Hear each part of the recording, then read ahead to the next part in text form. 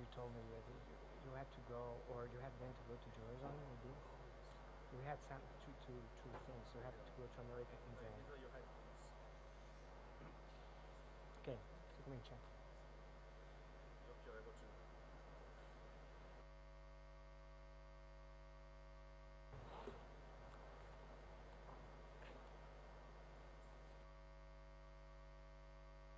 Buonasera a tutti, benvenuti.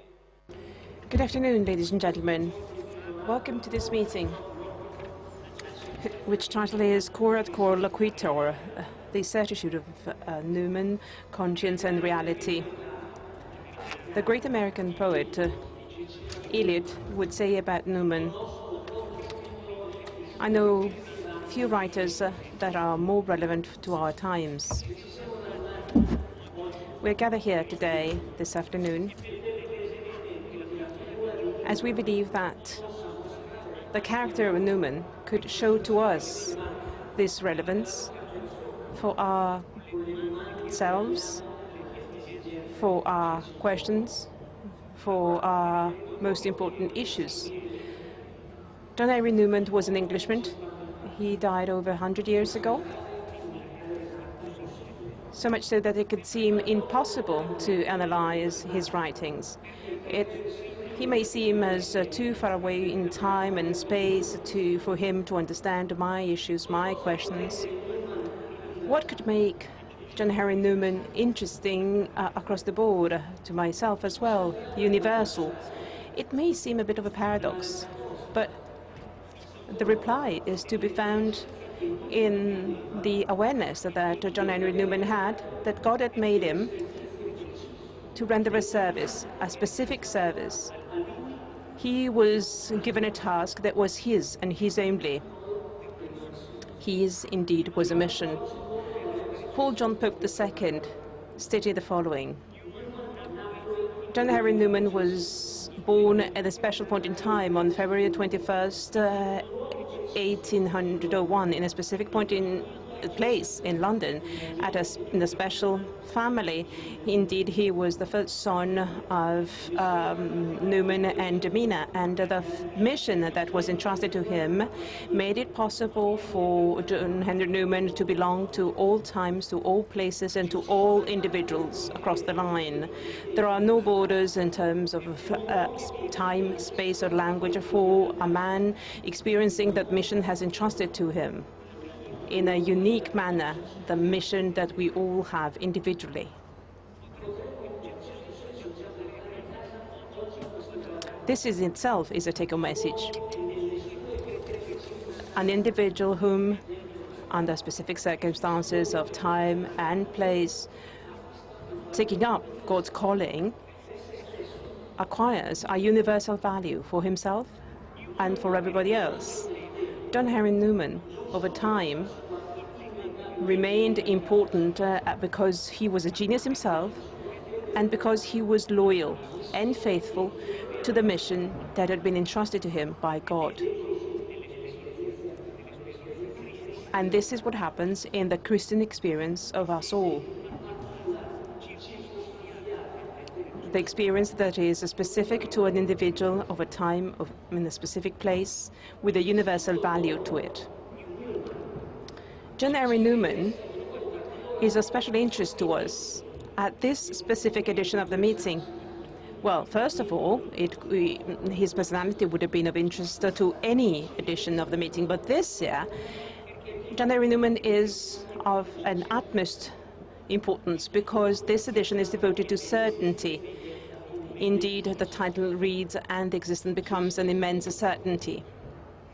Should I quote just one author in the life of church who wondered and investigated the very nature of certainty or certitude, as he said, on the impact it has on the life of everybody? Well, that is John Henry Newman. At the age of 70, and he was, as an old man that is, he wrote a book.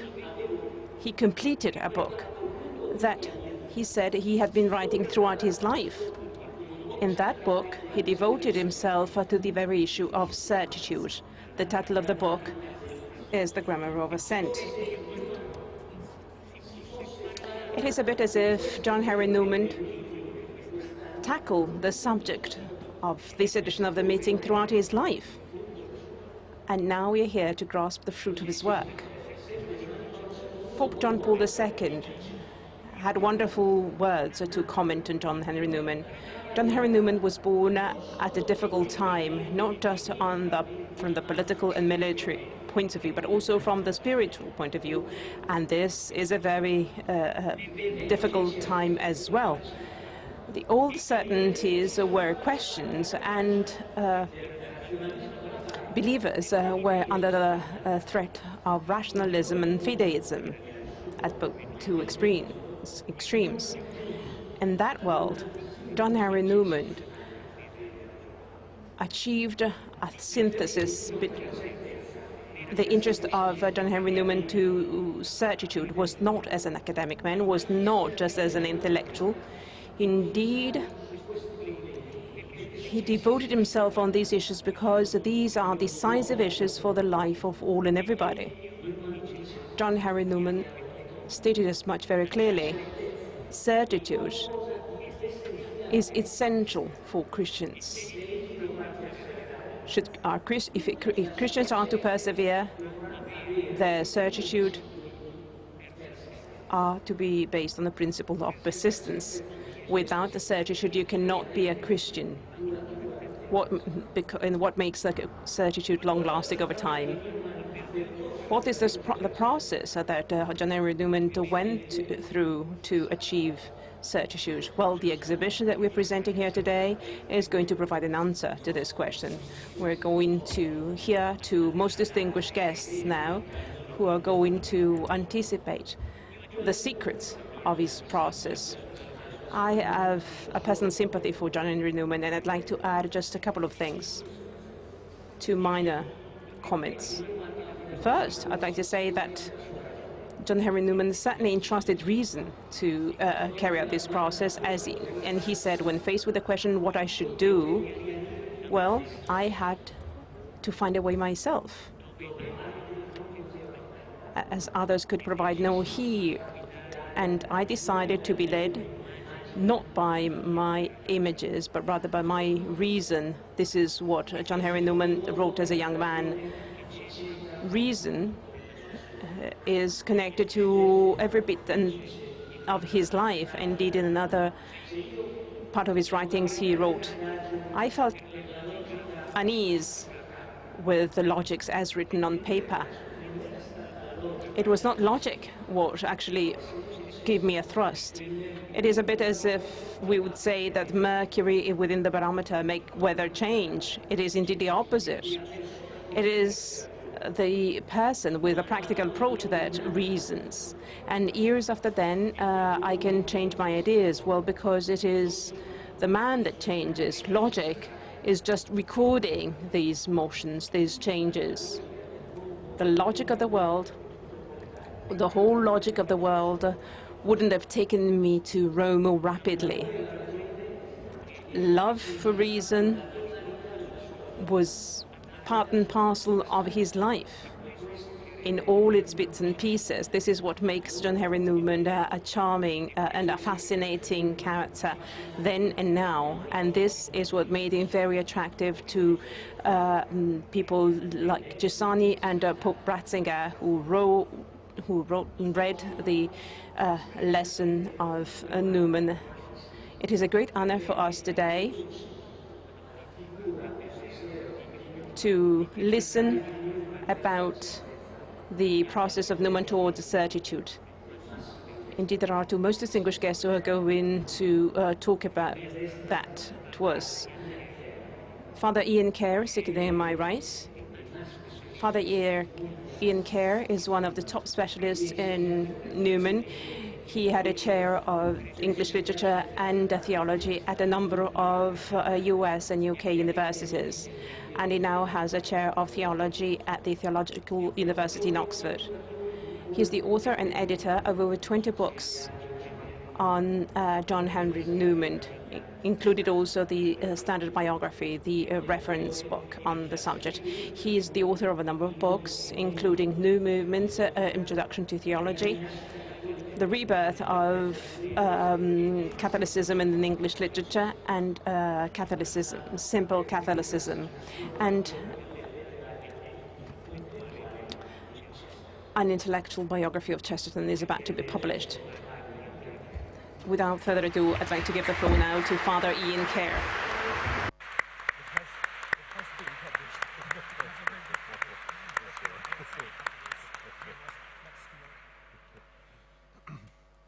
Thank you very much, Father López, for that kind introduction. When Blessed John Henry Newman was writing his theological autobiography, the Apologia Pro Vitus Sua, in which he wanted to show that his conversion to Catholicism was one of development rather than rupture, he must surely have had in his mind his own theological classic, an essay on the development of Christian doctrine, which he had written some 20 years earlier.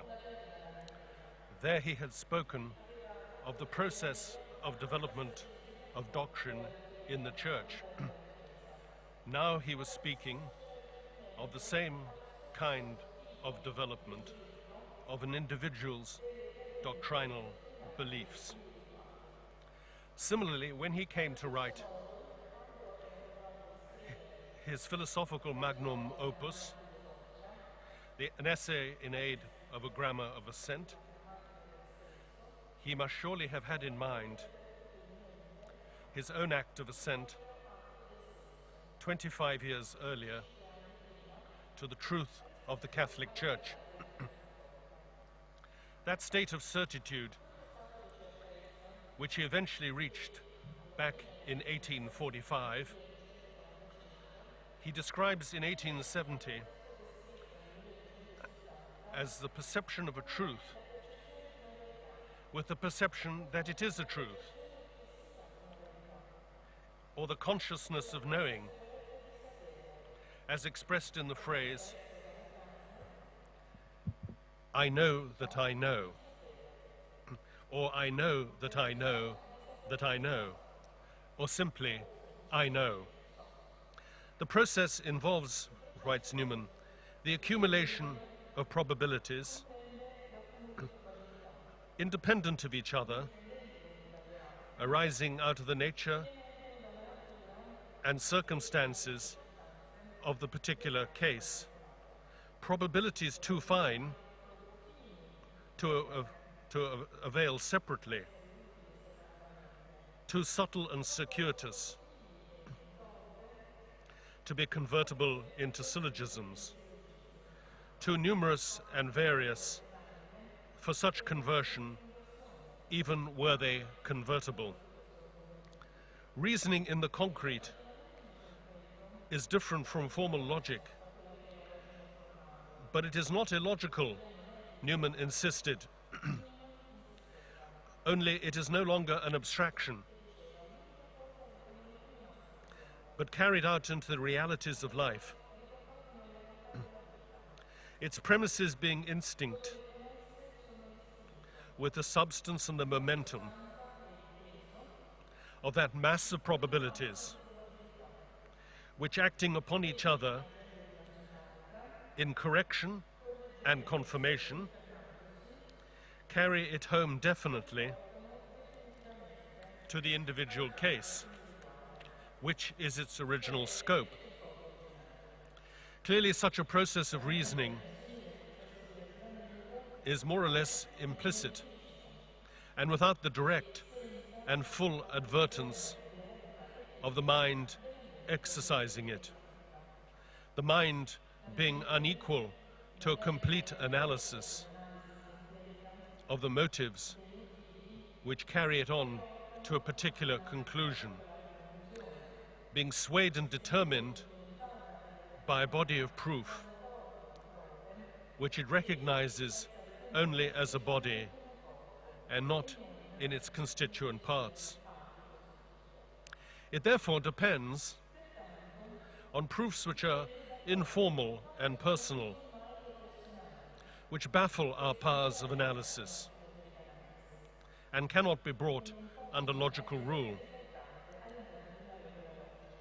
And so the processes of reasoning which legitimately lead to certitude are in fact too multiform, subtle, omnigenous, too implicit to allow of being measured by rule, for they are, after all, personal.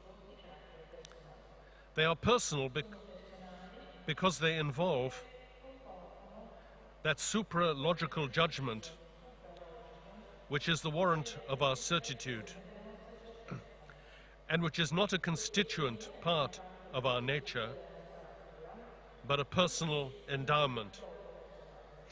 When we claim to have non-logical certitude in concrete matters, we decide not that the conclusion must be, but that it cannot be otherwise.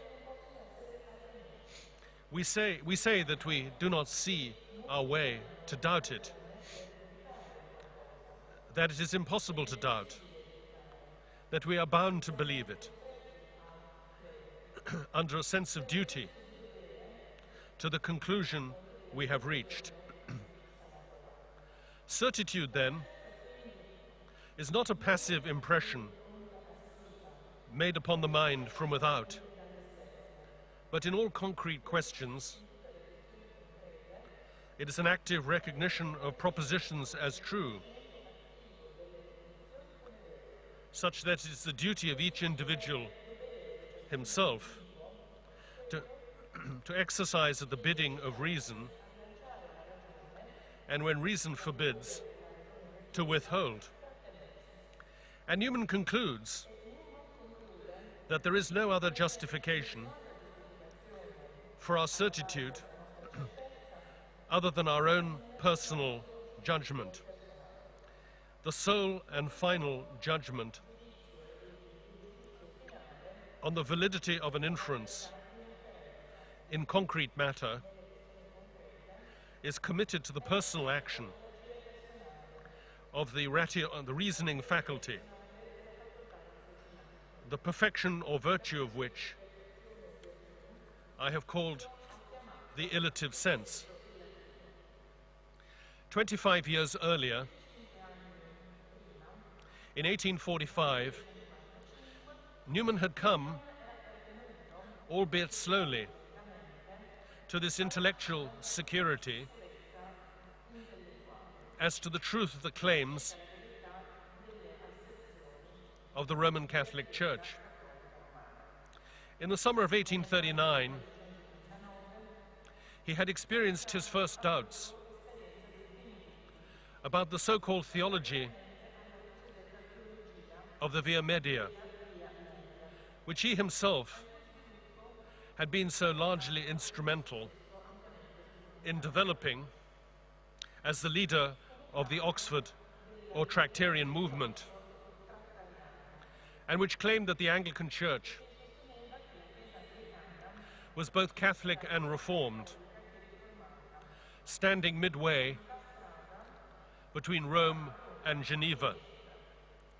The occasion of these initial doubts was a disturbing analogy that had struck him while he was studying the Monophysite heresy between this Via Media position of Anglicanism and that of the moderate Monophysites, between Rome and the more extreme Eutychian Monophysites. Then in September of that year, his attention was drawn to an article on the Donatist schism in North Africa, in which he was painfully struck by the pithy words of St. Augustine, securus judicat orbis terrarum, which Newman was to freely translate as the universal church is in its judgments secure of truth. In other words, the arguments of the Donatists were in vain, for the church had pronounced against them, and that was that. The doubts faded away, but they had left their mark. In February 1841, Newman published the famous or infamous Tract 90, in which he attempted to give a Catholic interpretation to the 39 Articles, the equivalent of an Anglican creed, which were generally held to establish the Protestant character of the Church of England. The tract was condemned by both the then Anglican University of Oxford and generally by the bishops. Meanwhile, Newman had been studying again the Arian heresy and was painfully struck by the same analogy as had disturbed him in the Monophysite heresy. Could it be that the pure Arians were the Protestants, the semi-Arians the Anglicans, and that Rome now was what it was then? And then there came a third blow. The establishment, for political reasons, of a bishopric in Jerusalem that would alternate between the Church of England and the German Protestant churches. An arrangement that seemed clearly to deny the Catholicity of the Church of England. For the past 2 years, Newman had fallen back on the note of sanctity to prove that the Church of England, was a branch of the Catholic Church. Now he virtually accepted that the Church of England was in schism, but that Christ was still present in its sacraments, while the Church of Rome itself was corrupt and in need of purification. But Newman's doctrinal objections to Roman Catholicism were gradually falling away. In the course of 1844, he fully got over his objections to the Roman Catholic doctrine and practice of invoking the saints. In his great friend William Froude's wife,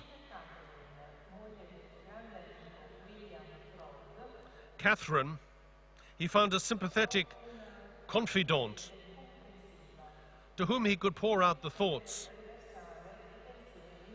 that had troubled him for so long. He had great difficulties, he explained,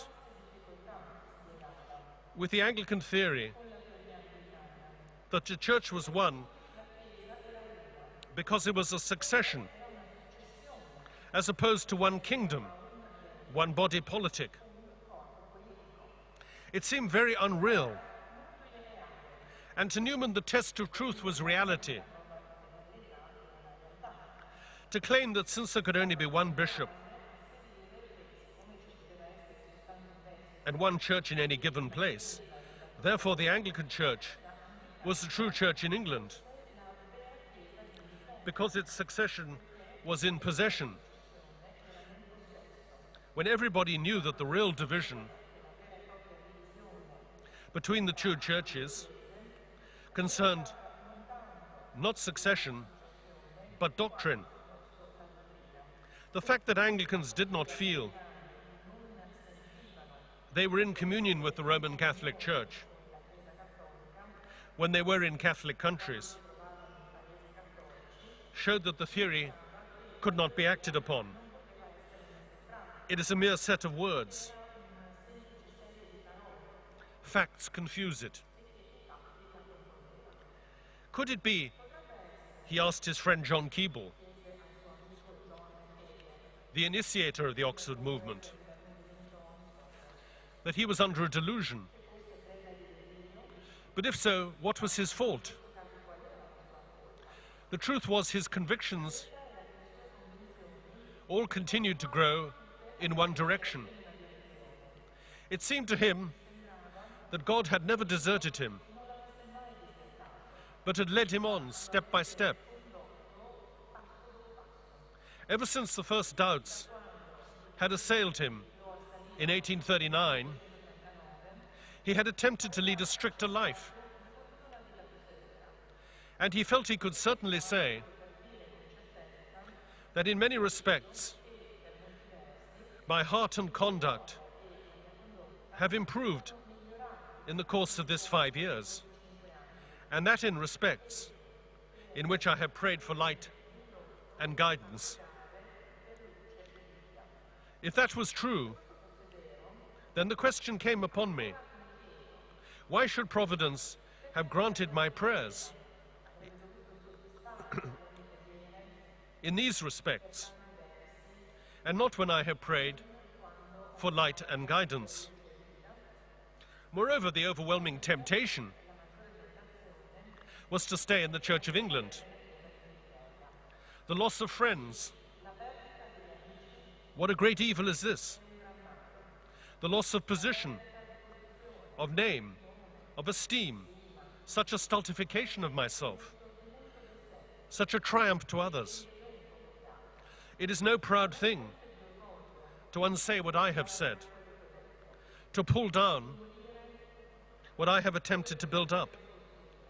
And again, what quite pierces me, the disturbance of mind which a change on my part would cause to so many, the temptations to which many would be exposed, of skepticism, indifference, and even infidelity.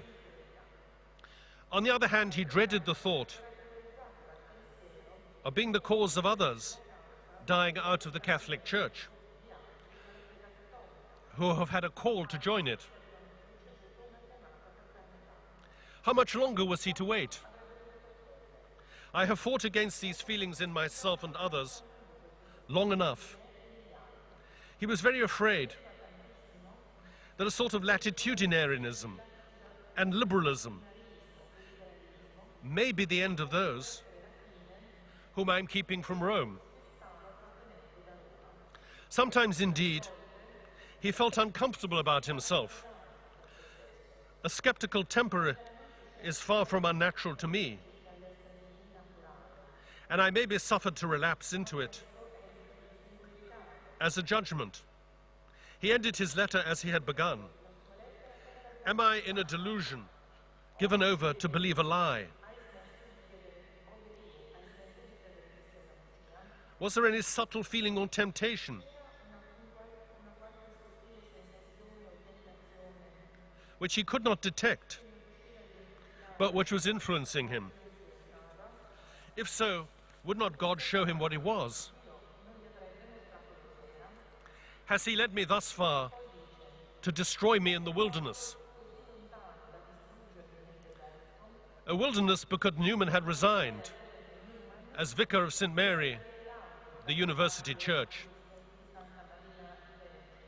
and had preached what was to be his last sermon as an Anglican at the church in Littlemore, then a small village outside Oxford. but part of the parish of St. Mary's, and where he was now living with a few companions in seclusion. In his Apologia, Newman was to write, "It was not logic that carried me on. It is the concrete being that reasons. The whole man moves. Paper logic is but the record of it." To Keble he wonders if possibly some moral failing is responsible for his state of mind.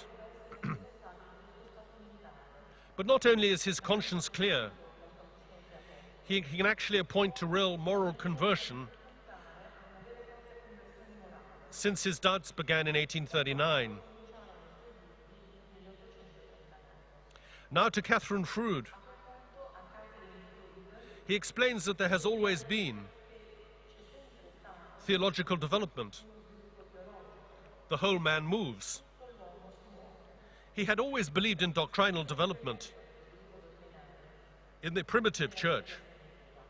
But then in 1837, in his lectures on the prophetical office of the church, he had conceived of a prophetical tradition existing within the church that would allow for the possibility of development at any time. And now in 1843, in his university sermon, The Theory of Developments in Religious Doctrine, he had gone even further by saying that developments are not only explanations of the sense of the creed, but further doctrines involved in and arising from its articles. It was an argument or theory he had been trying to put into words for years, at least since 1836. It was true that he did not go the whole length of theory, which is necessary from the Roman Catholic point of view. But still, he had no difficulties about receiving the system in matter of fact. He was far more certain that the Church of England was in schism than that Roman Catholic developments in doctrine were not true ones. Granted, they were not found drawn out in the early church. Still, there was sufficient trace of them in it to recommend and prove them on the hypothesis of the church having a divine guidance, though not sufficient to prove them by itself. Moreover, there was more evidence in antiquity for some Roman Catholic doctrines than there was for certain doctrines which Anglicans also hold. For example, the necessity of unity than that of the apostolic succession. For the supremacy of the See of St. Peter, See of Rome, rather than for the presence in